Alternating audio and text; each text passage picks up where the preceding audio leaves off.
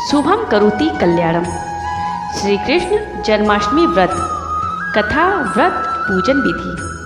वैसे तो श्री कृष्ण के जन्म की कथा को सभी जानते हैं, लेकिन श्री कृष्ण जन्माष्टमी के दिन इनकी कथा को सुनने मात्र से मनुष्य की सभी मनोकामनाएं पूर्ण हो जाती है।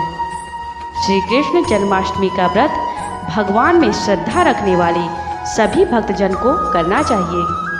भाद्रपद में कृष्ण पक्ष की अष्टमी तिथि को अर्धरात्रि में भगवान श्री कृष्ण जी का जन्म रोहिणी नक्षत्र में हुआ।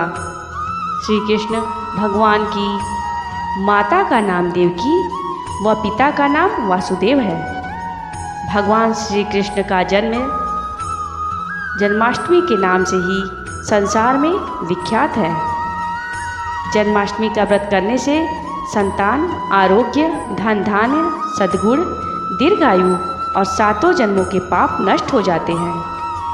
भगवान श्री कृष्ण की कृपा से सभी मनोकामनाएं पूर्ण हो जाती है। जिस दिन श्री कृष्ण जी का जन्म हुआ था उसी दिन को श्री कृष्ण जन्माष्टमी के नाम से जाना जाता है। श्री कृष्ण जन्माष्टमी की पूजन विधि। जन्माष्टमी के एक दिन पूर्व व्रत का नियम ग्रहण करें। जन्माष्टमी के दिन दोपहर को स्नान आदि से निवृत्त होकर भगवान कृष्ण के लिए एक सूतिका गृह बनाएं। उसको फूलों और मालाओं से सजाएं। द्वार रक्षा के लिए खड्ग रखना चाहिए। दीवारों को स्वस्तिक व रंगोली से सजाएं। सूतिका गृह सहित देवकी माता की प्रतिमा स्थापित करें। एक पालने में भगवान के बाल रूप की प्रतिमा स्थापित करें। सूतिका गृह को भव्य मंदिर के समान सजाएं। पंचामृत व केले का प्रसाद बनाएं। अर्धरात्रि में भगवान का जन्म करवाएं। मंत्रोच्चार योगेश्वराय योग संभवाय योगपतये गोविंदाय नमो नमः के साथ भगवान के बाल रूप को पंचामृत से स्नान करवाएं। नई पोशाक पहनाएं। धूप दीप से भगवान श्री कृष्ण का पूजन करें। परिवार सहित आरती गाएं व परिवारजनों भक्तजनों को पंचामृत और पंजीरी व केले का प्रसाद वितरण करें। जय श्री कृष्ण, जय श्री कृष्ण। श्री कृष्ण जन्म कथा। भाद्रपद मास की कृष्ण पक्ष की अष्टमी तिथि को रोहिणी नक्षत्र में जब सिंह राशि पर सूर्य और वृष राशि पर चंद्रमा था, तब मथुरा के कारागार में वसुदेव की पत्नी देवकी के गर्भ से भगवान श्री कृष्ण का जन्म हुआ। इस शुभ घड़ी को जन्माष्टमी के रूप में मनाया जाता है। श्री कृष्ण भगवान के जन्म की कथा। स्कंद पुराण के अनुसार ययाति वंश के राजा उग्रसेन राज्य करते थे।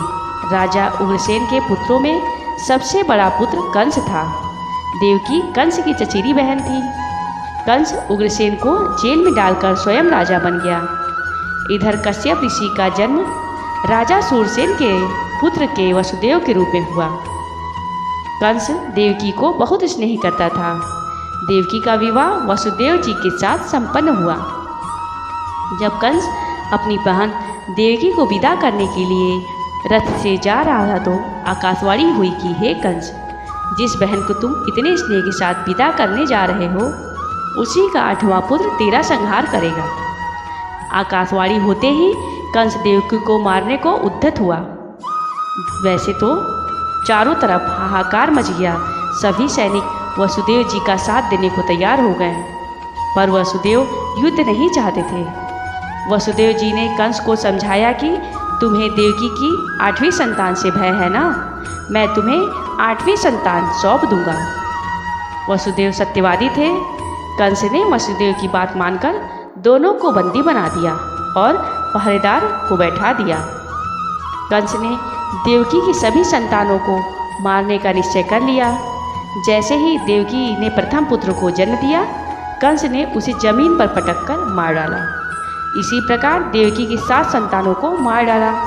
भाद्रपद मास में कृष्ण पक्ष की अष्टमी तिथि को अर्धरात्रि में भगवान श्री कृष्ण जी का जन्म रोहिणी नक्षत्र में हुआ और जन्म लेते ही जेल की कोठरी में प्रकाश फैल गया और आकाशवाणी हुई कि इस बालक को तुम गोकुल में नंद बाबा के यहाँ छोड़ दो। और उनके यहाँ कन्या जन्म हुआ, उसको यहाँ ले आओ। तभी सभी पहरेदार सो गए, हथकड़ियाँ खुल गई। वसुदेव जी श्री कृष्ण को टोकरी में रखकर गोकुल की ओर चल दिए। रास्ते में यमुना नदी श्री कृष्ण भगवान के चरणों को स्पर्श करने के लिए ऊपर बढ़ने लगी। श्री कृष्ण ने चरण आगे बढ़ाया और यमुना नदी को छू लिया। यमुना नदी शांत हो गई। वसुदेव जी ने नंद बाबा के यहाँ गए। बालक श्री कृष्ण को माँ यशोदा के बगल में सुलाकर कन्या को लेकर वापस कारागार में आ गए। जेल के दरवाजे बंद हो गए। वासुदेव जी के हाथों में हथकड़ियाँ पड़ गई। पहरेदार उठ गए। कन्या के रोने की आवाज़ आई। कंस को सूचना दी गई। कंस ने कारागार में जाकर कन्या को लेकर पत्थर पर पटक कर मारना चाहा। तभी कन्या हाथ से छूटकर आकाश में उड़ गई और बोली, हे कंस, तुझे मारने वाला पैदा हो चुका है। कंस ने श्री कृष्ण को मारने के बहुत प्रयास किए। श्री कृष्ण भगवान को मारने के लिए अनेक दैत्य भेजे, परंतु श्री कृष्ण ने अपनी अलौकिक शक्ति से सभी दैत्यों को मार डाला। अंत में कंस का वध कर उग्रसेन का राज्याभिषेक हुआ। जय श्री कृष्ण, जय श्री कृष्ण।